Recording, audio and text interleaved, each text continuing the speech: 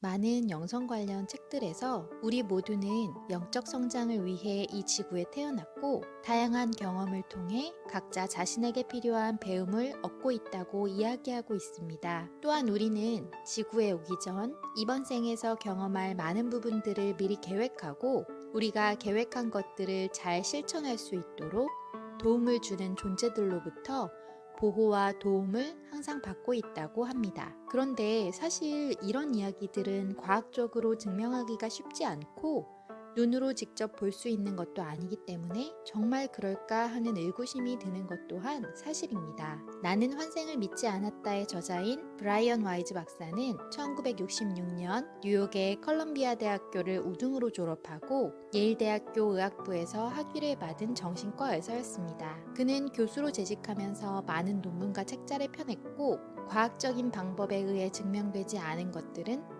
모두 부정하는 전통적인 보수주의자의 길을 걷고 있었습니다. 그러던 어느 날 캐서린이라는 매력적인 환자가 그를 찾아왔습니다. 캐서린은 항상 공포에 짓눌려 살고 있었고 알약을 삼키는 것을 두려워할 정도로 질식에 대한 공포가 있었으며 어둠을 두려워하고 죽음에 대해서도 매우 큰 불안을 느끼고 있었습니다. 브라이언 와이즈 박사는 캐서린을 치료하기 위해 8개월 동안 모든 전통적인 방법을 동원했습니다. 어린 시절을 탐색하여 문제의 원인을 찾고 비합리적인 인지를 보다 합리적인 사고로 바꾸는 등 다양한 방법을 통해 캐서린을 치료하려고 한 것이죠. 하지만 그 어떤 전통적인 치료요법도 캐서린의 증상을 호전시키지는 못하였습니다. 그렇게 치료가 지지부진하고 있던 즈음 캐서린은 회의차 시카고로 출장을 가게 되었고 마침 그곳 박물관에서 열리고 있던 이집트 유물 전시회를 찾아가게 되었습니다. 캐서린은 이전부터 특별한 이유도 없이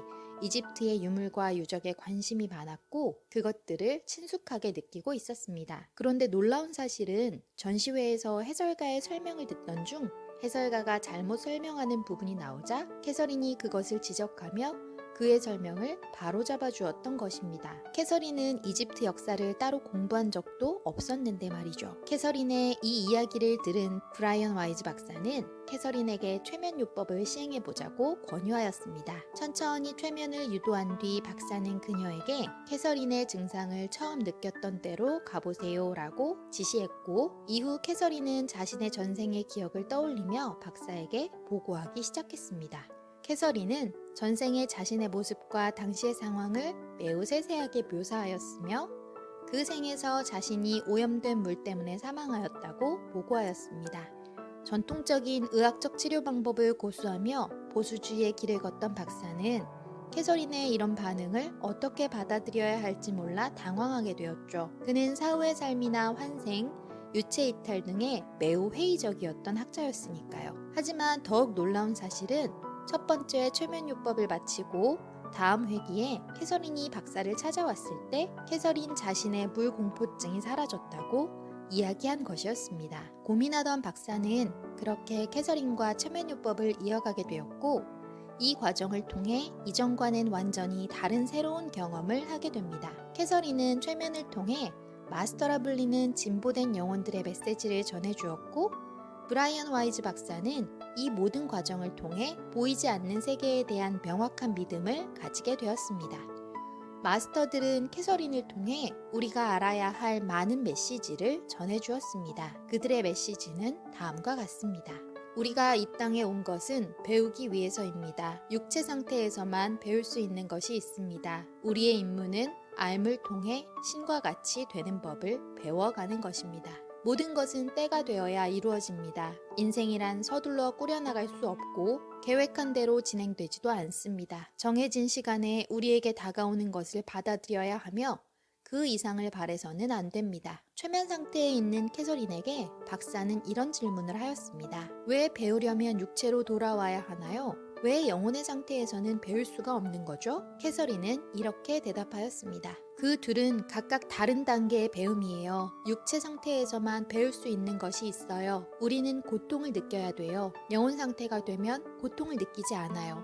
그때는 새롭게 되는 기간이에요. 육체 상태에서만 고통을 느낄 수 있어요. 욕망을 극복하는 법을 배워야 합니다. 그렇지 못할 경우에는 다음 생애로 넘어갈 때 그것을 또 다른 성냥과 함께 짊어지고 가야 합니다. 짐은 갈수록 무거워집니다. 한 생애에서 빚을 갚지 못하면 더욱 고된 생애가 이어집니다. 빚을 갚으면 더욱 편안한 생애가 주어집니다. 우리는 자신의 삶을 선택할 수가 있습니다. 우리는 자신의 삶에 책임이 있습니다. 이 이야기는 결국 우리는 고통을 통해 배울 수 있다는 의미겠죠. 제가 이전 영상에서 말씀드린 것과 같이 우리는 배우기 위해 이 생을 선택했고 그 배움의 과정에서 괴로움은 우리를 괴롭히기 위한 것이 아니라 우리를 성장시키기 위한 중요한 역할을 하고 있는 것입니다. 그리고 이런 삶을 계획한 것 역시도 모두 우리 자신의 선택인 것이고요. 캐서린과의 상담을 통해 브라이언 와이즈 박사는 완전히 새로운 영역에 눈을 뜨고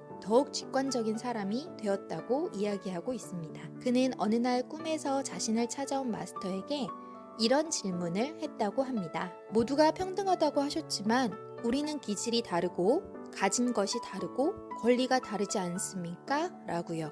박사의 질문에 마스터는 이렇게 답하였습니다. 그것은 마치 모든 사람 안에 들어있는 커다란 다이아몬드를 찾아내야 하는 것과 같습니다. 지름이 한 자쯤 되는 다이아몬드가 있다고 합시다. 이 다이아몬드에는 1000개의 면이 있는데 이 면들에 먼지가 앉고 때가 끼어 있습니다. 그 면 하나하나를 깨끗이 닦아서 표면이 반짝이고 무지갯빛을 반사할 수 있도록 하는 것이 영혼의 임무입니다. 어떤 사람은 많은 면을 닦아서 밝게 빛나고 있습니다. 어떤 이들은 몇 개밖에 닦지 않아 초라한 빛을 내고 있습니다. 그러나 그 먼지와 때를 벗기고 나면 모두가 가슴 속에 1000개의 면으로 찬란히 빛나는 다이아몬드를 소유하게 됩니다.